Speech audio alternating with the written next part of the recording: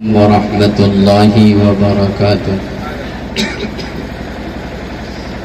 حامدا ومصليا أما بعد، أعوذ بالله من الشيطان الرجيم.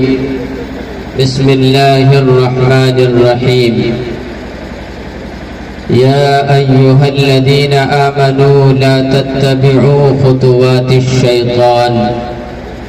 وقال النبي صلى الله عليه وسلم: النكاح من سنتي فمن رغب عن سنتي فليس مني، أو كما قال عليه الصلاة والسلام.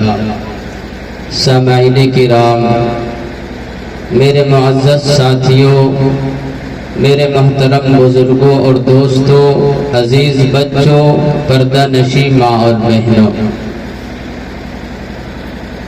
یہ تقریب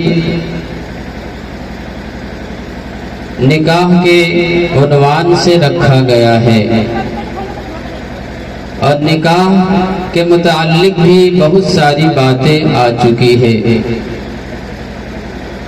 اگر انہی چند باتوں پر ہم اپنے نکاح کو اور اپنے بال بچے کے نکاح کو انہی باتوں پر کریں گے تو مجھے یقین ہے کہ ہم نبی کی سنتوں سے اپنے آپ کو آراستہ کرنے والے بن جائیں گے. دوستو، یہ رمضان المبارک کا مقدس مہینہ ہم سے رخصت ہو گیا. یہ مہینہ سال میں صرف ایک مرتبہ آتا ہے، پھر بھی ہمیں اس مہینے کی قدر نہیں معلوم کہ اس کی اہمیت کیا ہے اور ان کی قدر کتنی کرنی چاہیے، اس میں کتنے نوافل پڑھنی چاہیے، کتنے روزے رکھنے چاہیے، کتنے فرائض پڑھنی چاہیے، ہمارے نوجوانوں کو معلوم نہیں ہے.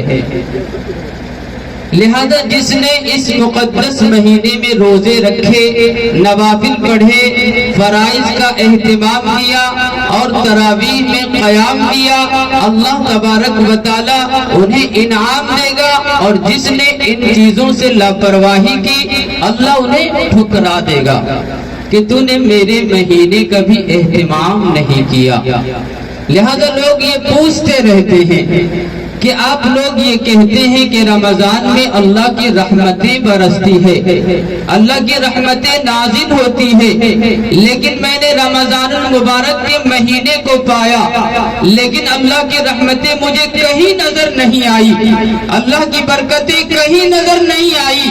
آخر تم کیسے کہتے ہو کہ اللہ کی رحمتیں بارش کی طرح برستی ہے اور اللہ کی رحمتیں نازل ہوتی رہتی ہے؟ لیکن نوجوانوں سے میں یہ کہنا چاہتا ہوں کہ جن نوجوانوں نے روزے کا اہتمام کیا، جن نوجوانوں نے نماز کا اہتمام کیا، جن نوجوانوں نے نوافل کا اہتمام کیا، جن نوجوانوں نے تراویح کا اہتمام کیا، جن نوجوانوں نے تہجد کا اہتمام کیا، ان سے جا کر پوچھئے، وہ آپ کو بتائیں گے کہ میں نے رمضان المبارک کے مقدس مہینے میں اللہ کی رحمت کو برستی ہوئی دیکھا ہے، اللہ کی رحمتوں کو نازل ہوتے ہوئے دیکھا ہے. اور میں سب کو یہ بتا دینا چاہتا ہوں کہ اللہ کی رحمتوں کو ہم نے بھی دیکھا ہے اور آپ نے بھی دیکھا ہے، لیکن آپ کو معلوم نہیں ہے کہ اللہ کی رحمتیں کیا ہوتی ہے، آپ کو معلوم نہیں ہے اللہ کی برکتیں کیا ہوتی ہے. تو آؤ سنو، میں آپ کو بتا دینا چاہتا ہوں. آپ روزے رکھتے ہیں اور جب افطاری کا وقت آتا ہے، افطاری کا وقت آتا ہے تو آپ اپنے گھروں میں دیکھتے ہوں گے کہ آپ کے گھر میں آپ کے ماں بھی نماز پڑھتی ہے، روزہ رکھتی ہے. آپ کے گھر میں آپ کے ابا بھی نماز پڑھتے ہیں، روزہ رکھتے ہیں. آپ اپنے گھر میں دیکھتے ہیں آپ کے بچے بھی نماز پڑھتے ہیں، آپ کی بچیاں بھی نماز پڑھتی ہے. گویا کہ گھر کے تمام افراد نماز میں مشغول ہو جاتے ہیں. اللہ کا منادی پکارتا ہے تمام لوگوں کو اور تمام چیزوں کو ترک کر دیا جاتا ہے، چھوڑ دیا جاتا ہے کہ نہیں مجھے اب اللہ کے منادی نے پکارا ہے. مسجد والے مسجد چلے جاتے ہیں اور ماں माँ बहनें घर में मुसल्ला बिछा कर नमाज में मशगूल हो जाती है। यही वजह है कि जब अफ्तारी का वक्त आता है तो अल्लाह की बरकतें इस तरह नाजिल होती है कि कोई फल फ्रूट तैयार कर रहा होता है, कोई पकौड़ी छान रहा होता है, कोई सिंघाड़ा बना रहा होता है, कोई शरबत बना रहा होता है, कोई जूस तैयार कर रहा होता है। ये अल्लाह की रहमतें हैं। हमने रोजा रखा है, हमारी औलाद ने रोजा रखी है, हमारे बच्चे ने रोजे रखे हैं, हमारे घर के तमाम अफराद ने रोजे रखे हैं, तो अल्लाह तबारक व तआला ने बरकतें नाजिल की है। ये अल्लाह की बरकतें होती है। यही देख लीजिए आप, जैसे ही ईद का रमजान का मुकद्दस महीना खत्म हुआ, सारी रहमतें रुक गई, क्योंकि बेटी भी नमाज पढ़ रही थी, नमाज पढ़ना छोड़ दिया, अल्लाह की रहमतें बंद हो गई। बेटा ने नमाज का एहतिमाम किया, रमजान में अफ्तारी के शक्ल में अल्लाह की रहमतें उतर रही थी, तो बेटे ने नमाज पढ़ना छोड़ दिया तो रहमतें बंद हो गई।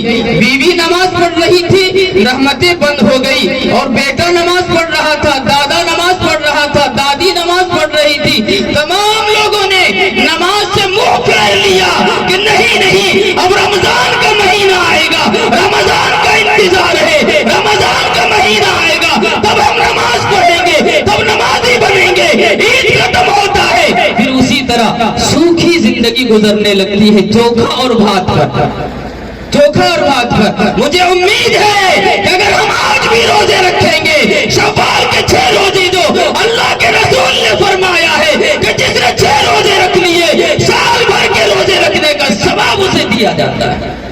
लेकिन हम मालूम नहीं है, आखिरकार हमें मालूम नहीं है कि कैसे रोजे रखने हैं, शव्वाल में रोजे रखने हैं और किस तरह रोजा रखना, हमें मालूम नहीं है, आखिर कोई पूछता भी नहीं है। इसलिए रमजान में अल्लाह की रहमतें नाजिल हो रही थी और हमने नमाज छोड़ दिया, सारी रहमतें बंद हो गई। फिर जिस तरह हमारी जिंदगी गुजर रही थी सूखे चावल पर, सूखी रोटी पर, उसी तरह हमारी जिंदगी गुजरने लग गई। सुकून के साथ, इत्मीनान के साथ गुजारना चाहते हो तो आप सादगी के साथ निकाह करिए। ये डीजे और गाने बाजे, नाचना, ये मुसलमानों का शेवा नहीं है, इस्लामी शिआर नहीं है, मुसलमानों का काम नहीं है, बल्कि ये गैरों का काम है। नाचना किसका काम है? आप लोग ट्रेनों में सफर करते होंगे, देखे होंगे नाचना किसका काम है? नाचना किसका काम है? देखते होंगे आप ट्रेनों में, बसों में, उनका काम है।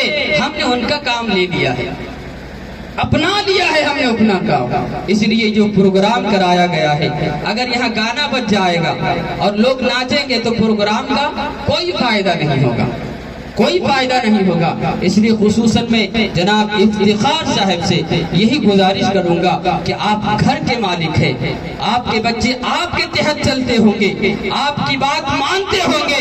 मैं आपसे हाथ जोड़कर कहता हूं कि आप शादी कर रहे हैं, नबी की सुन्नत अदा कर रहे हैं, आप अपने बेटे का हक अदा कर रहे हैं, आप ये डीजे न बजाएं, गाना न बजाएं। अपनी बातों को खत्म करता हूं और आखिर में यूं ही कहा करता हूं, जब जिसके जी में आए बोले इससे रोशनी, हमने तो दिल जलाकर सरेआम रख दिया है। वाखिर दवाना अनिल हम्दुलिल्लाहि रब्बिल आलमीन।